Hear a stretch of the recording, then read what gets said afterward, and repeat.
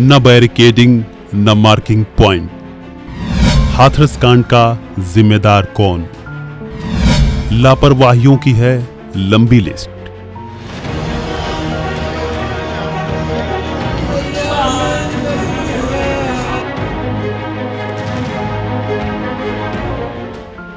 हाथरस कांड ने देश भर को झकझोर कर रख दिया है। इस हादसे ने प्रशासन से लेकर ऐसे कार्यक्रमों के आयोजकों को गहराई से सोचने पर एक बार फिर मजबूर कर दिया है।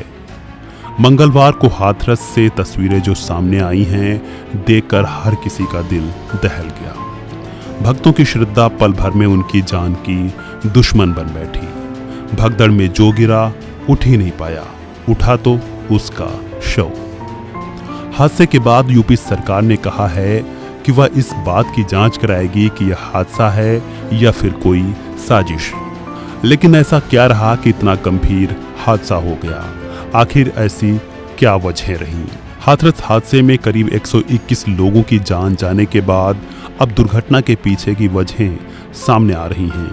बताया जा रहा है कि ऐसे कई कारण थे जिनकी वजह से इतना बड़ा हादसा हो गया।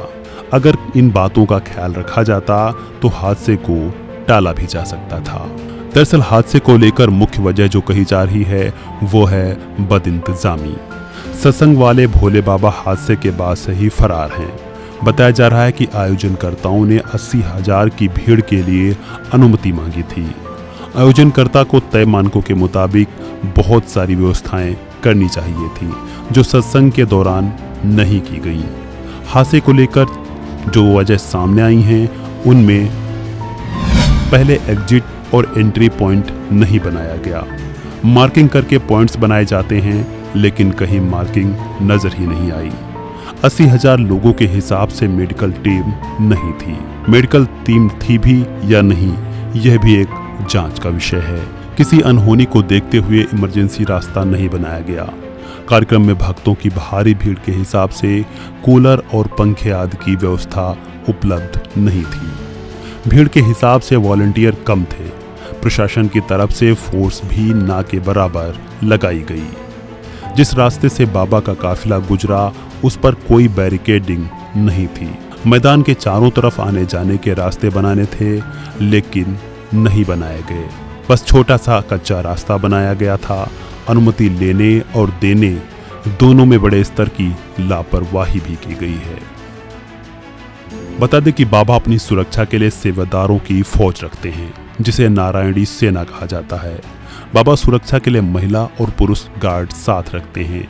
नारायणी सेना आश्रम से लेकर प्रवचन स्थल तक बाबा की सेवा करती है। भोले बाबा अपने सेवादारों को ही अपनी सुरक्षा में रखते हैं। सेवादार एक तरह से ड्रेस कोड भी पहनते हैं। बाबा के कार्यक्रमों की सभी व्यवस्थाएं सेवादारों के ही हाथों में रहती हैं। बताया जा रहा है कि कुछ शिष्य पुलिस से भी हैं। प्रवचन स्थल तक बाबा के लिए अलग से एक रास्ता भी बनाया गया था। इस मार्ग पर बाबा का काफिला ही निकलता था। इसके अलावा किसी को जाने की अनुमति नहीं थी। बहरहाल हादसे के बाद से बाबा फरार चल रहे हैं और उनकी ओर से मामले पर कोई अभी तक बयान भी सामने नहीं आया है। हालांकि पुलिस ने मामले को लेकर केस दर्ज जरूर कर लिया है। देखना होगा आगे क्या कुछ सामने आता है। फिलहाल इस वीडियो में इतना ही। खबरों से जुड़े अन्य अपडेट्स के लिए बने रहें वन इंडिया हिंदी के साथ।